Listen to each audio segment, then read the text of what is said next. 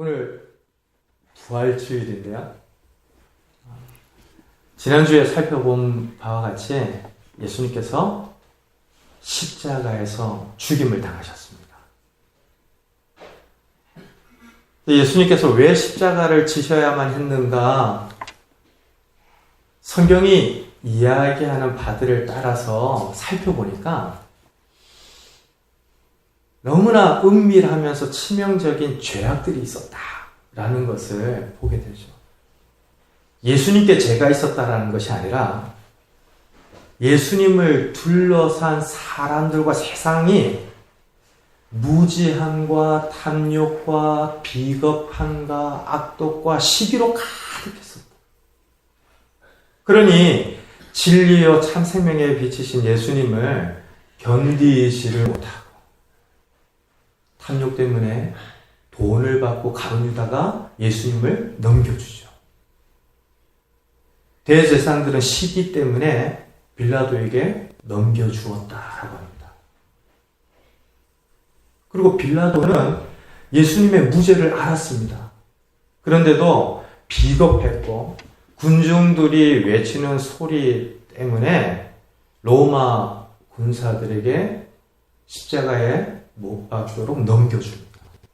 팔리고 넘겨주고 버려지고 예수님께서 점점 더 십자가에 가까이 나아가게 되는데 로마 병사들은 명령과 전례대로 예수님을 희롱하면서 십자가에 못 박았죠. 진짜 나쁘다. 진짜 어떻게 그럴 수 있는가? 우리 마음 가운데 아픔이 되고 큰 실망이 되고 그 사람들을 향한 적개심이 생길 무렵에 우리가 거기 있었구나. 그들의 죄가 나의 죄였고 우리들의 죄가 결국에 예수님을 십자가에 넘겨주었구나. 지난 날들 돌아보면 얼마나 고집스럽고 무지하고 또 시기와 원망이 많고 다툼이 많습니까? 모든 사람들의 죄를 사하시며 생명의 길을 여시기 위해서 예수님께서 넘겨지고 버려지고 죽임을 당하셨다라는 사실을 보았습니다. 근데 또 한편으로 분명 넘겨지고 버려지고 죽임을 당했는데 성경에서 보니까 예수님께서 자기 자신을 버리셨다라고 하는 거예요. 그리고 초대교회 사도들도 자신을 내어주셨다라고 증언하며 하나님이 행하신 큰 일들을 찬송하기 시작하더라는 겁니다. 분명 버려주고 넘겨주고 팔려왔는데 하나님께서 행하신 일들을 묵상하고 깨닫고 그 조명 아래서 되돌아보니까 팔리고 넘겨진 것은 분명하지만 예수님께서 자기 자신을 내어주셨다.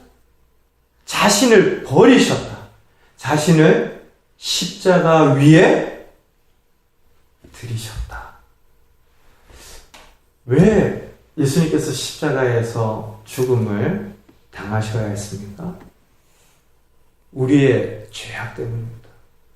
그러나 우리의 죄악보다도 더 크신 하나님의 사랑 때문인 줄도 믿습니다.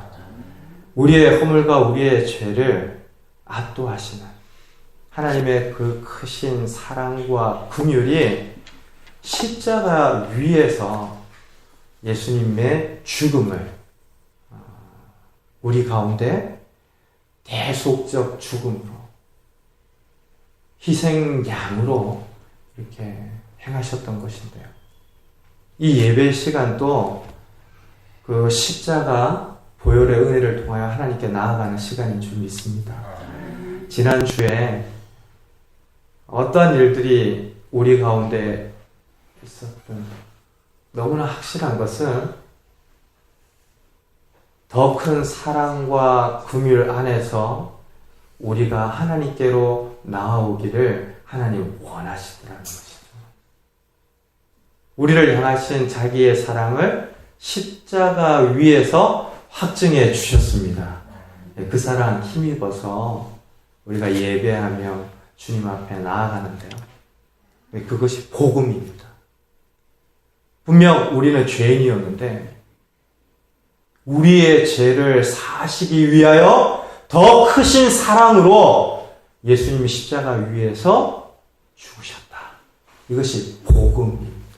복된 소식이죠. 이 복음을 깨달으면 이제는 그냥 내가 평범한 애가 아니라 핏값으로 사신 하나님의 자녀이구나. 이것을 깨닫기 시작합니다. 그냥 떠밀려서 우연히 어쩌다가 이 세상에 태어난 것이 아니라 오래전부터 계획과 그 택하심과 부르심 안에서 구별하여 주셨구나 라는 사실을 깨달으면서 그 복된 소식에 합당한 성도로 살아가게 되죠. 근데 이 복음에 사도 바울은, 많은 믿음의 선배들은 부활의 소식을 더하였습니다. 십자가의 죽음만큼이나 예수님이 다시 살아나셨다라고 하는 이 부활을 우리가 복된 소식이라고 고백하며 듣는 복음의 가장 중요한 내용으로 다루고 있더라는 거예요.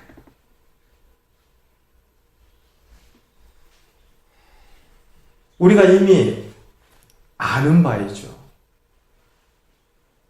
작년 부활주일에도 우리가 듣고 아는 바이고 오랜 신앙생활을 통하여서 지금까지 수없이 듣고 안다라고 여기는 이야기일 것입니다.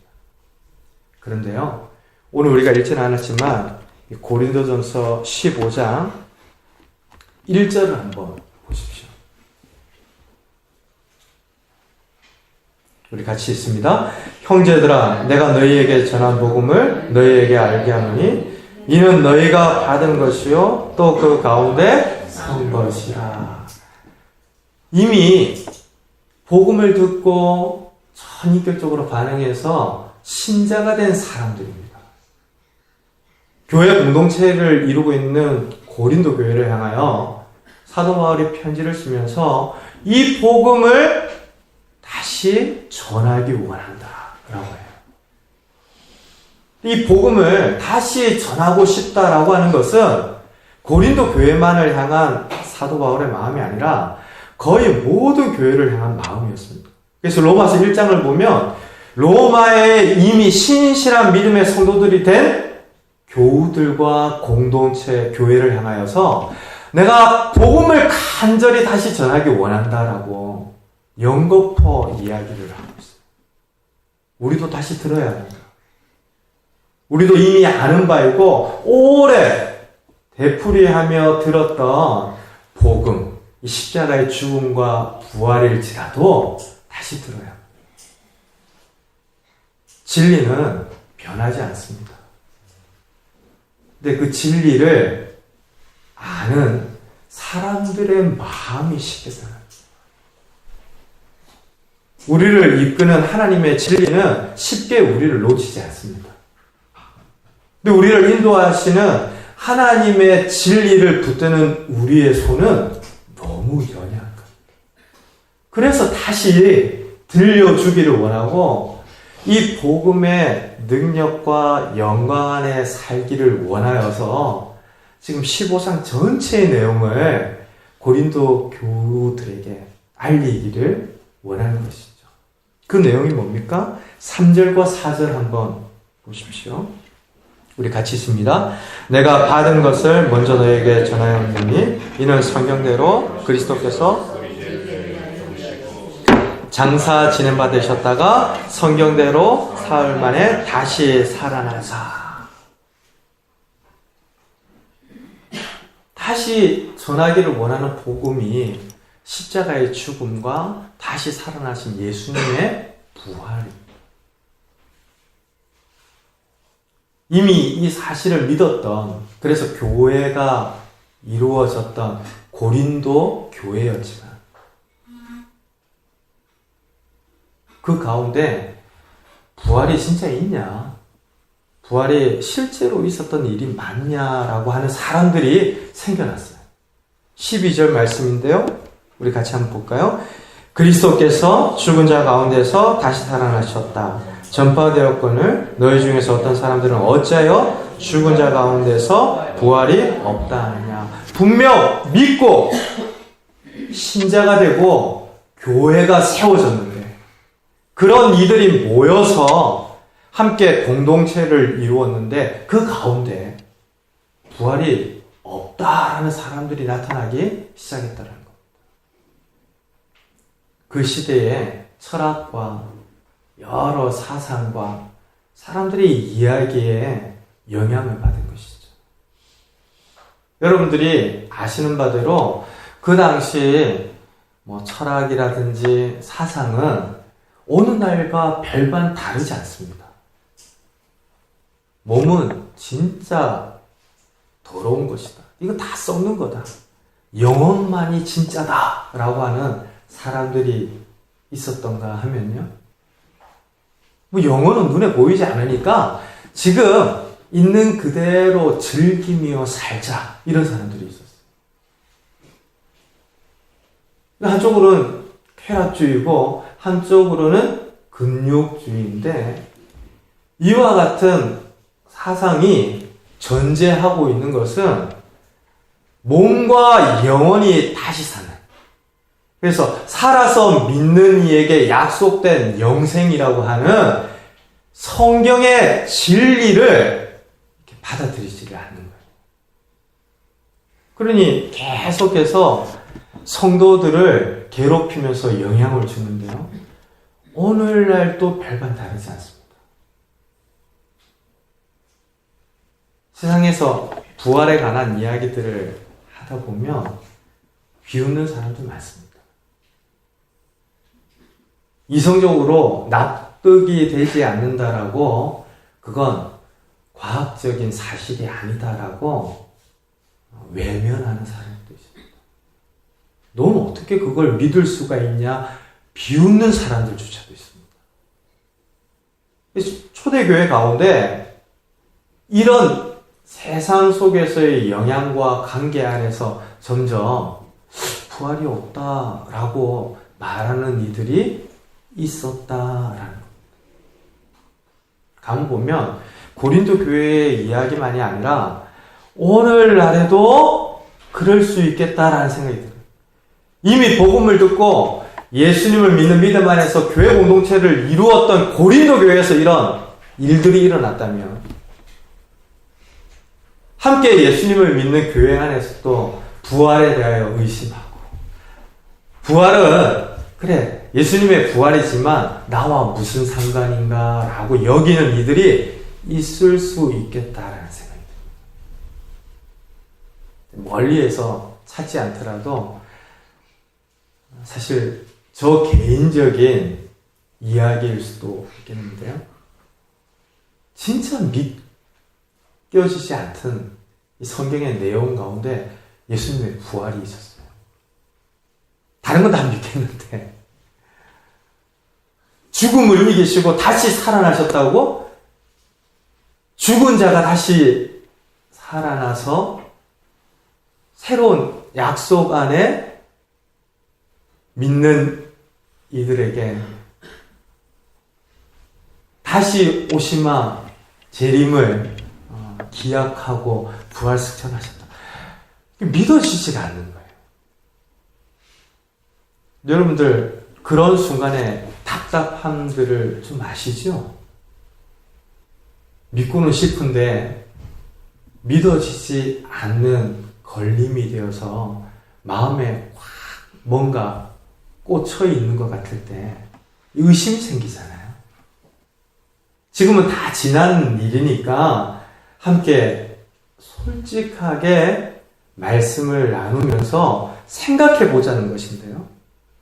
그런 의심 하나가 거기에서만 끝나지를 않고 다른 신앙 전체에 영향을 주면서 어려움이 되던 시절이 있었습니다.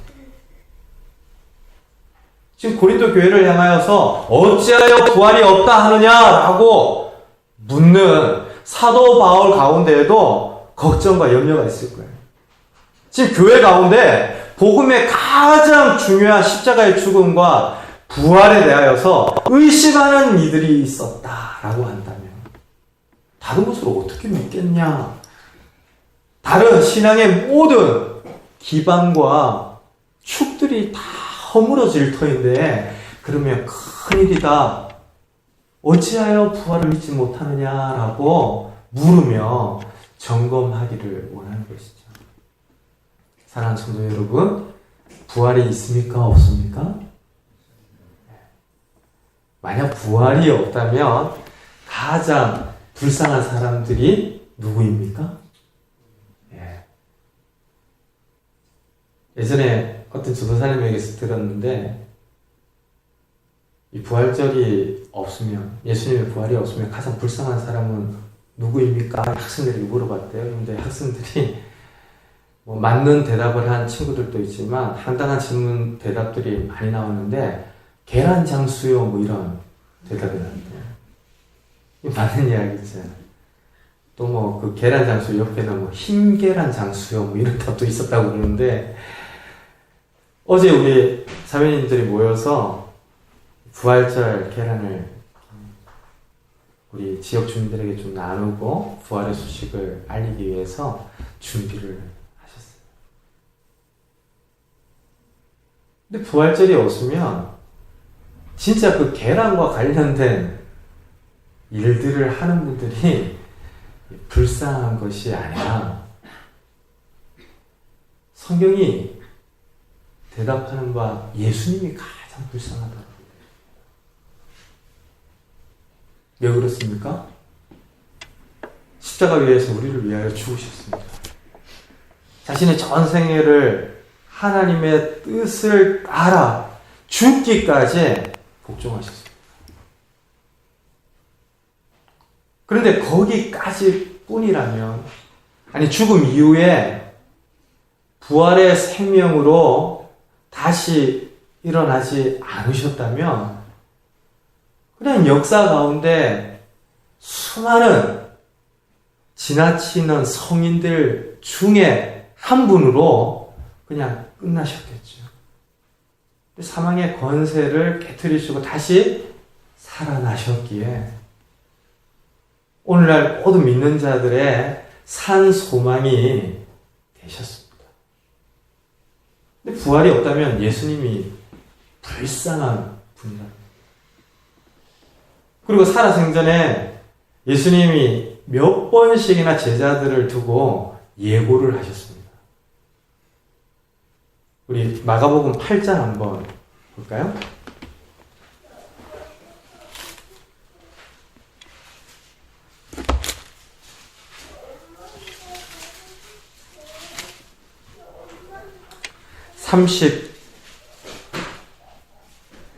(31절) 우리 함께 읽겠습니다. 인자가 많은 고난을 받고 장로들과 대제사장들과 서기관들에게 버림받아 죽임을 당하고 사흘 만에 살아나야 할 것을 비로소 그들에게 가르치시되. 우리가 마가복음을 함께 묵상하면서 살펴보고 있는데 이와 같은 순환에 대한 예고를 3번씩이나 하십니다. 8장에도 하시고 9장에도 하시고 10장에도 하시죠. 근데 이 8장에 나타난 예고 가운데에는 우리 한글 성경에서는 좀 잘 살려내지 못한 단어가 있는데요. 영어 성경을 보시면 must라고 반드시 해야 한다 라고 하는 이야기입니다. 예수님께서 제자들에게 장차 예루살렘에서 내가 어려운 일을 겪을 거다. 버려지고 넘겨지고 죽임을 당할 거다. 라고 하시면서 반드시 내가 다시 살아날 것이다. 일어나야 할 것이다. 라고 말씀해 주세요.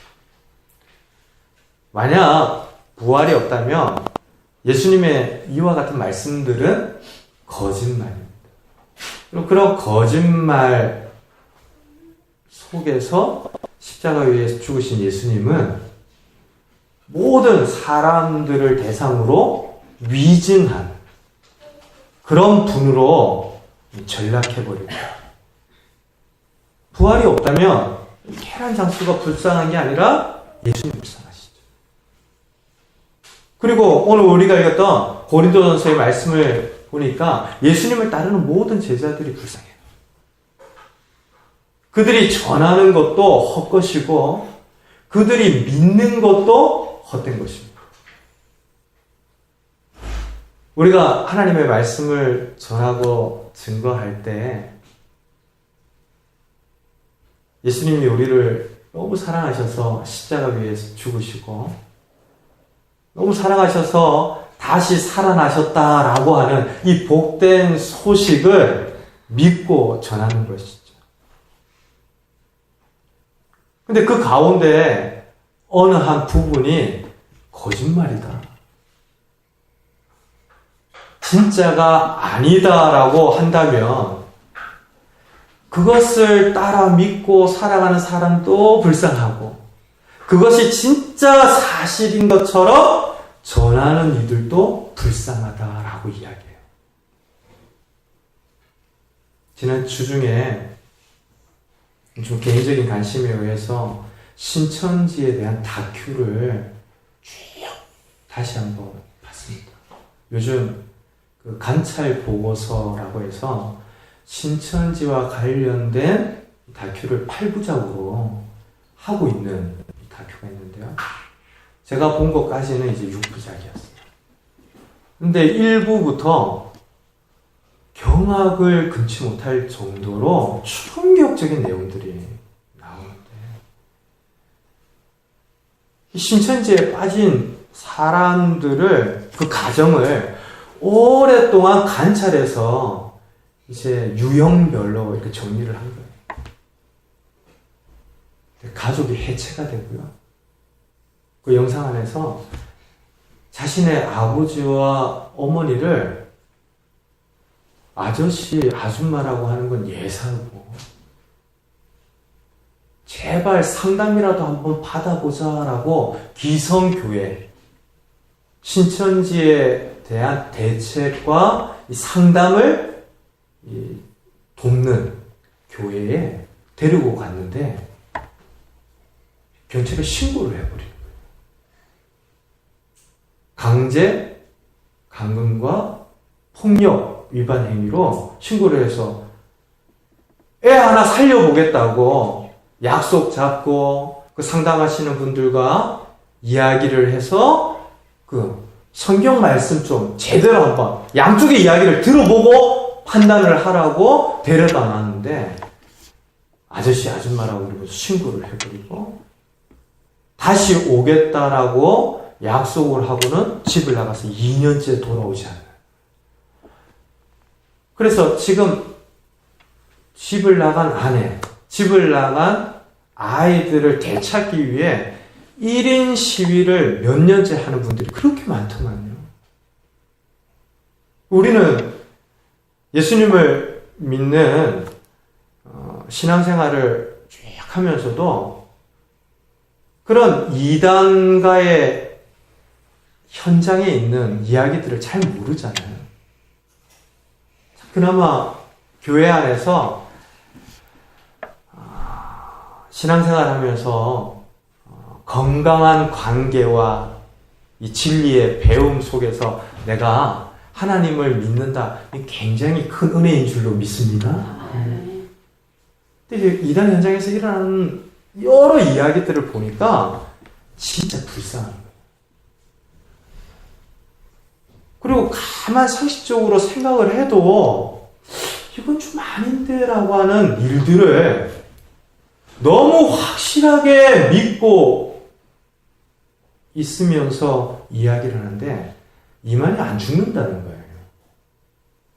대부분 이단들의 특징이 그런 잘못된 교리의 세뇌가 되면 비상식적인 이야기를 절대 불변하는 진리처럼 사람들에게 알리고 증거를 한다는데요. 이만희가 죽지 않을 뿐만 아니라 14만 4천 명만 채워지면 자신들이 구원받는다라는 거예요.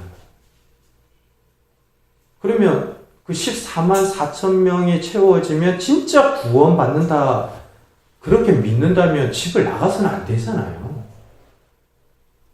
그런 거 아니에요. 한 사람이라도 더 14만 4천 명에 넣으려고 집을 뛰쳐나갈 것이 아니라 그렇게 진짜 믿는다면 한 영혼이라도 더 귀한 것을 알면서 이렇게 해야 할 터인데 그들이 이야기하는 14만 4천 명을 위해서 반드시 2-3명 이상을 전도를 해야 진짜 14만 4천 명 안에 포함이 될 수 있다고 그래요. 가서 훈련받고 몇 년을 지내도 14만 4천 명 안에 들어가는 것이 아니라 그 안에서 교육받을 거 다 받고 2-3명을 반드시 데리고 와서 교육을 이수를 시켜야 14만 4천 명 안에 포함이 된다라고 그렇게 믿고 있더라고요. 그러니 집을 뛰쳐나가서 몇 년씩 다니면서 전도를 한다시고 이만희 교주는 죽지 않는다. 14만 4천 명이 채워지면 지상낙원, 신천지가 임할 것이다. 이렇게 이야기를 한다는 겁니다. 어떠세요? 근데 대부분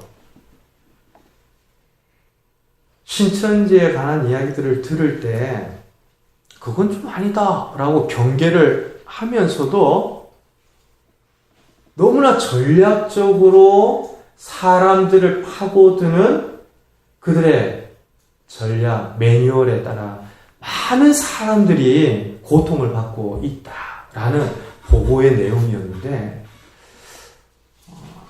제가 보면서 참 많이 불쌍하더라고요. 저 가짜인데 그걸 위해 살고 있잖아요. 저 가짜인데 사람들에게 전하고 있잖아요. 얼마나 안타깝고 불쌍한지 지금 고린도 교회를 향하여서 말하는 바 사도 바울이 부활이 없다면 여러분들이 바로 그 짝입니다. 라는 거예요.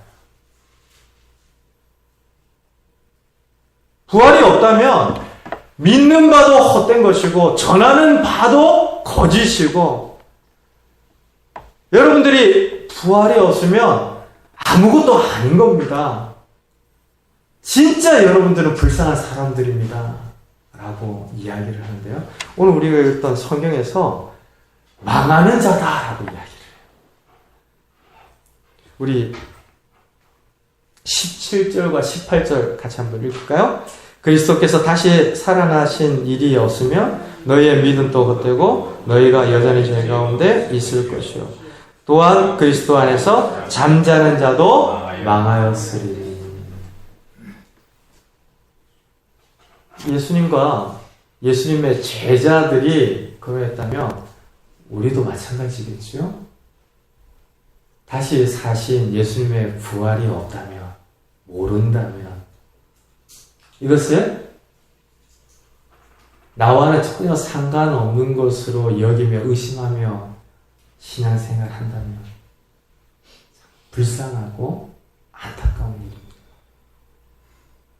그렇게 귀한 소식, 복된 소식이라고 이야기할 수밖에 없는 십자가의 죽으심과 다시 사신 예수님의 그 소망을 함께 붙들지 못하고 깨닫지 못한다면 사실은 망하는 자와 같다라는 겁니다.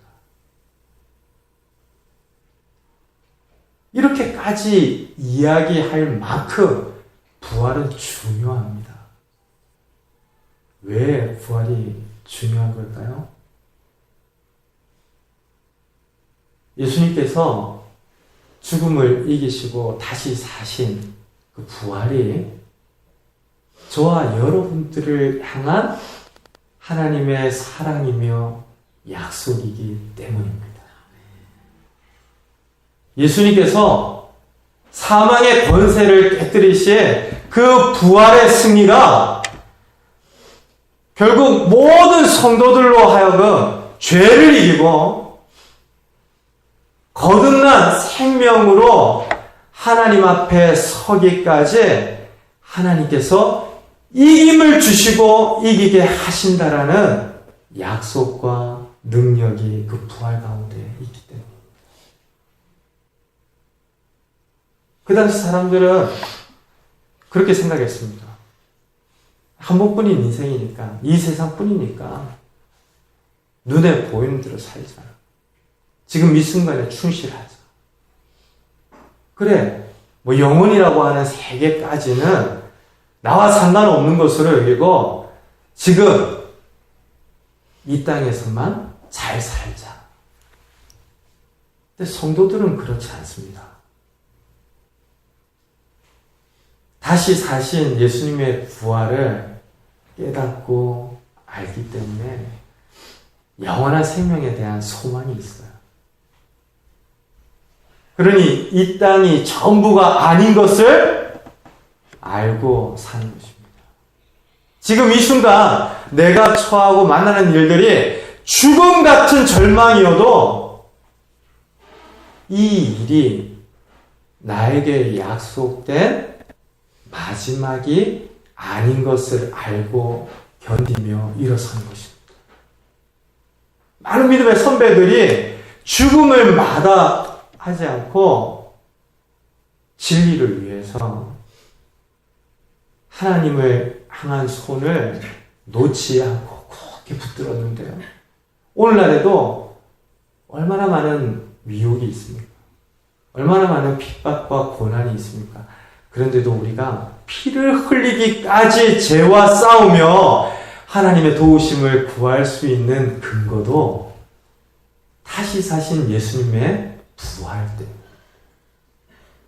그 부활의 소망, 생명이 내 것인데 내가 이것을 나와 상관없는 것으로 여기지 않고 망하는 자와 같이 부활이 없다 하지 않고 그것을 알고 그것을 누리며 살아가고자 저와 여러분들은 하나님 앞에 모여 예배하고 십자가의 죽으심과 부활을 우리를 향한 큰 사랑으로 깨닫고 누리며 살아가는 것이죠.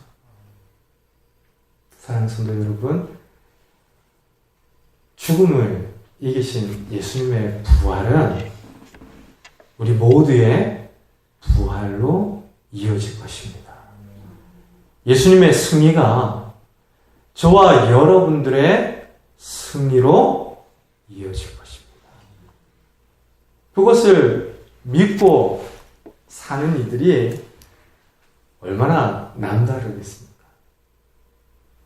그래서 성경에서 증언하는 믿는 자들은 이 세상에 감당하지 못한다라고 하는데요. 부활의 소망이 있어서 너무 감사하고 기쁩니다. 그 부활의 능력을 우리에게도 허락해 주셔서 너무 기쁘고 감사하죠. 오늘 모처럼 우리 신령 가까이 옆자리에서 동역을 했던 목사님 오신다고 그래서 너무 감사하더라고요. 이제 떨어진 지 한 1년 지나서 목사님 다시 뵀는데 가만히 생각을 하니까 헤어진 분들이 참 많아요. 근데 헤어졌다가 또 이렇게 귀한 발걸음 해주셔서 다시 만나는 분들도 있지만 너무 보고 싶은데 다시는 볼 수 없는 분들이 참 많다라는 것을 굉장히 이렇게 다시 새삼스럽게 생각하면서 묵상을 하게 되었는데요. 부활이 없다면 못 견딜 것 같아요. 부활의 소망이 없다면 이대로가 끝인가 싶은 그 관계, 이 땅에서의 수고, 우리 존재와 인생의 의미, 허무한 거잖아요. 그런데 부활이 있어서 다 하나님 앞에 서기까지 소망 중에 떨어져 있으나 함께하고 헤어져 있으나 같이 있고 지금 핍박과 고난 중에 있으나 산자로 서로를 축복하며 소망과 능력 안에 일어서는 이 복된 소식, 이 부활의 영광과 능력, 다시 한번 복음의 말씀을 통하여 깨닫고 나의 것으로 알고 이번 한 주 우리 각자의 삶의 자리에서 승리하며 살아가는 저와 여러분들 되시기를 주님의 이름으로 축원드립니다.